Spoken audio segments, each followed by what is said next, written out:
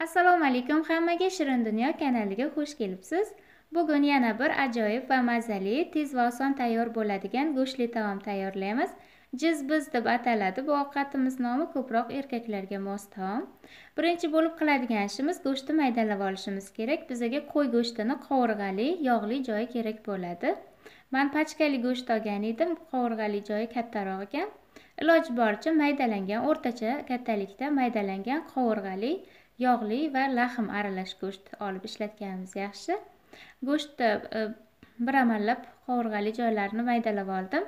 O'rtacha kattalikda qilib maydalashimiz kerak, to'g'rab olishimiz kerak, xuddi shu videoda ko'rsatilganidek.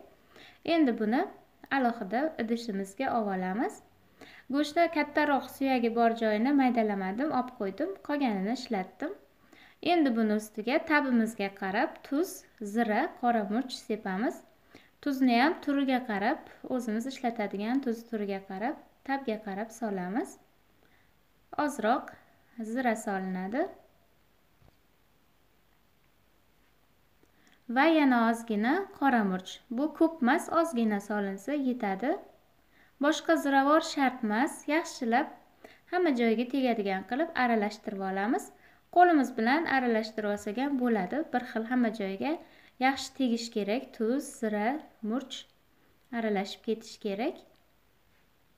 Mana tayyor qilib oldim buni. Endi qozonimiz yaxshilab qizitib olamiz.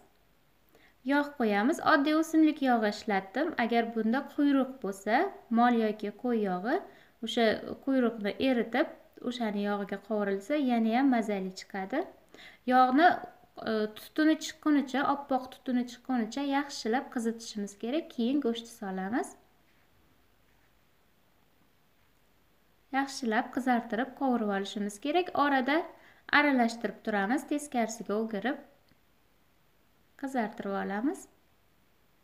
Aytib o'tganimdek, o'sha mol yoki qo'y yog'ini eritib, uni yog'iga tayyorlansa, juda ham mazali chiqadi. Bunda ham mazali chiqadi, chunki yog'lari bor go'sht ham qovurg'ali go'shtdan mazali bo'lib chiqadi. Ko'rib turganingizdek, orada yaxshilab aralashtirib turish kerak. Bir tarafi kuyib, qizarib, bir tarafi pishmay qolmasin. Mana yaxshilab qizarib chiqqunicha qovuriladi. Hamma joyi yaxshi qovurildi. Endi olovni pasaytiramiz. Ortiqcha yog'larini chetga olib qo'yamiz, boshqa bir idishga bo'shatib olamiz. Bu yog' ko'plik qiladi. 1-1,5 cho'mich atrofida tagida yog' qolsa yetarli bo'ladi. Endi buni ustiga 1 stakan qora choy, sovitilgan, o'rtacha sovuqlikda iliqroq qora choy qo'yamiz. Go'shtni ozgina botar-bosmas bo'ladi. Xuddi shu ko'ringanidek. Endi qopqog'ini yopib 10-15 minutga dimlab qo'yamiz. O'rta olovda, juda ham past emas, juda ham baland emas, o'rta olovda. Ovqatimiz pishgunicha yoniga qo'yadigan piyozini to'g'rab tayyorlab olamiz. 1 yoki 2 dona piyoz to'g'rab, ustiga quritilgan quruq maydalangan ko'katlar, ya'ni rayhon bilan ukrop sepdim men. Aralashtirib olamiz yaxshilab. 1 dona limonni parak qilib, ingichka qilib kesib olamiz. Bu xohishga ko'ra, albatta, chetiga chiroyli qilib tortish uchun.